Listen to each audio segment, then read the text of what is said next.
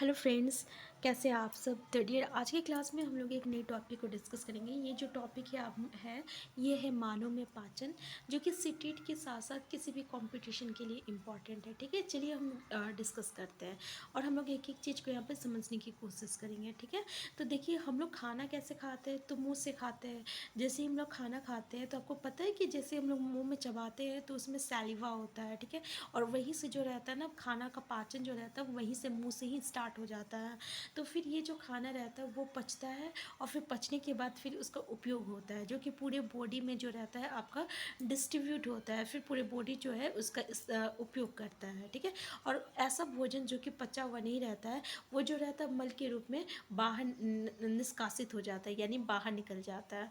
तो जब हम लोग खाना खाते हैं ना, उस प्रोसेस को हम लोग इंग्लिश में इंजेशन कहते हैं। ठीक है ना, फिर उसके बाद क्या होगा, फिर आपका डाइजेशन होता है, फिर ऑब्जॉर्प्शन होता है, फिर एसिमिलेशन होता है, और फिर जो खाना आपका पचा हुआ नहीं रहता उसको क्या किया जाता है, निष्कासित दिया जाता है, जिसको हम लोग एक्सक्रीशन कहते हैं। ठीक है, तो ये कुछ प्रक्रिया है जिससे होके भोजन जो है गुजरता है। तो भोजन जो रहता है ना, एक सतत नली से गुजरता है, मतलब कि पूरे जैसे मुंह से ये जा रहा है, फिर पूरे बॉडी पार्ट में जा रहा है, फिर इसके बाद ये बाहर निकल जाता है। जो खाना जो रहता है पचा हुआ नहीं रहता है, वो जो रहता है आपका वो बाहर निकल जाता है। तो इस तरीके से वो जो है एक आपका नली से, एक नली से लेके दूसरे नली, फिर अलग अलग जो रहता है भाग में जाता है। ठीक है, तो ये जो है ना, ये मुंह से स्टार्ट होता है और कहाँ तक जाता है, गुद्दा तक जाता है। और इस नली को जो रहता है विभिन्न भागों में बांटा जाता है, जैसे कि मुंह गुहिका होता है, और फिर ग्रास नली या ग्रशिका होता है,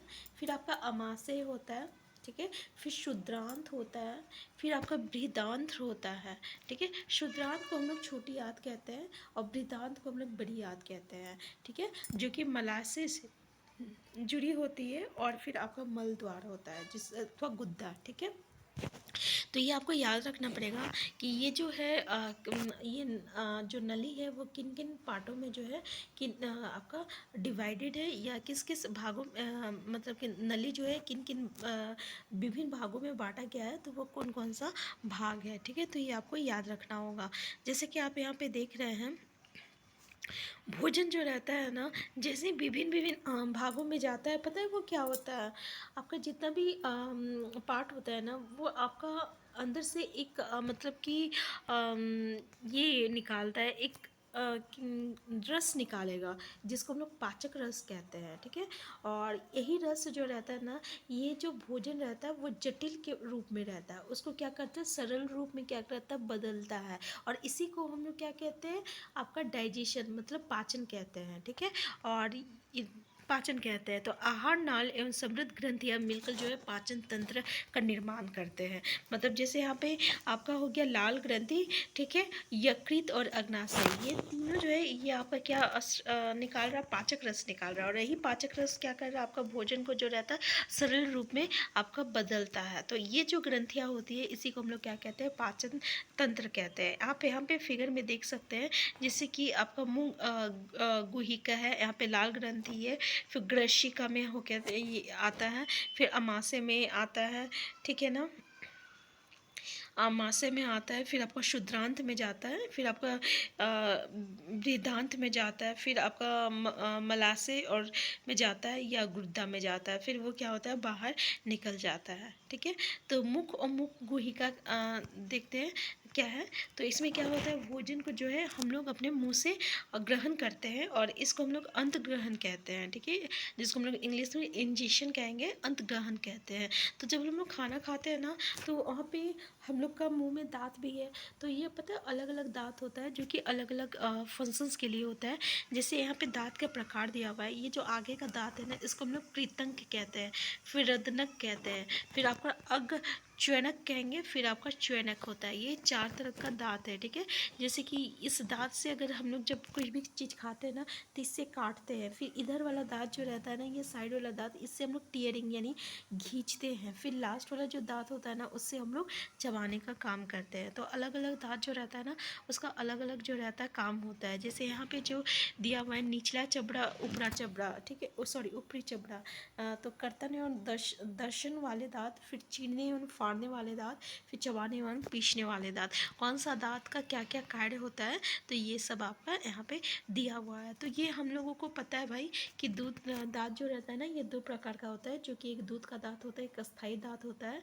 दूध का दाँत जो रहता है ना, ये आपके बच्चों में होते हैं, जो कि 8 साल की आयु तक सभी दाँत जो रहता है गिर जाता है और फिर उसके बाद अस्थायी दाँत निकलता है। ठीक है, देखिए जो समान स्वस्थ व्यक्ति होती है ना, उसका जो अस्थायी दांत रहता है वो पूरे जीवन भर रहता है और आपको वृद्धावस्था में जाके जो है वो धीरे धीरे गिरने लगता है। ठीक है, तो यहाँ पे एक बात देखिएगा, जैसे कि हम आपको बताएं, जैसे ही हम लोग खाना खाते हैं ना, तो भोजन जो रहता है ना मुंह में ही पचना शुरू हो जाता है, होता है ना, जिसको हम लोग सैलिवा कहते हैं। क्या कहते हैं?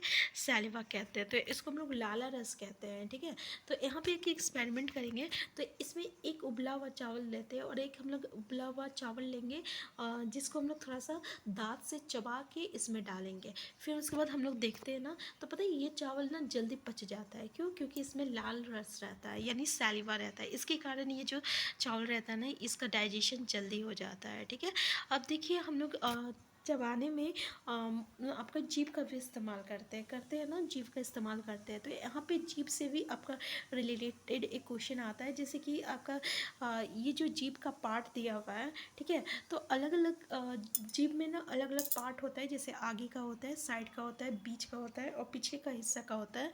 तो अलग अलग पार्ट का जो रहता है ना, अलग अलग टेस्ट रहता है। ठीक है, वो अलग अलग टेस्ट के लिए यूज़ होता है। तो आपको ये कमेंट बॉक्स में हमें बताना है कि जीभ का कौन सा पार्ट जो रहता है ये कौन सा टेस्ट बताता है। ठीक है, जो कि हम लोग नेक्स्ट क्लास में भी डिस्कस करेंगे। ठीक है, तो ये आपको यहाँ तक क्लियर हो गया। तो यहाँ से लेके यहाँ तक ना आपको ये थोड़ा सा याद करना होगा। ठीक है, बस हम उम्मीद करते हैं कि आपको अभी तक जो भी है वो समझ में आ गया होगा। तो बस ये याद कर लीजिएगा कि इसका 6 पार्ट होता है, तो कौन सा पार्ट जो है पहले आता है और फिर ये किस किस थ्रू होके जाता है और फिर ये किससे निकलता है। ठीक है, बहुत छोटा सा चीज़ है, तो ये उम्मीद करते हैं ये आपको याद हो जाएगा। यहाँ पे हम लोग साइंस को, ठीक है ना, एक ही टॉपिक को यहाँ पे समझेंगे, रट्टा बिल्कुल नहीं मारेंगे डियर, एक एक चीज़ को समझेंगे। यकीन कीजिए आपको बहुत अच्छा लगेगा और यहाँ पे आपको रट्टा मारने का कोई भी चीज़ नहीं होगा। तो आज का क्लास हम यही रखते हैं, नेक्स्ट क्लास में हम लोग टंग से स्टार्ट करेंगे और नेक्स्ट टॉपिक को डिस्कस करेंगे। ठीक है, हम फिर मिलते हैं। Thank you.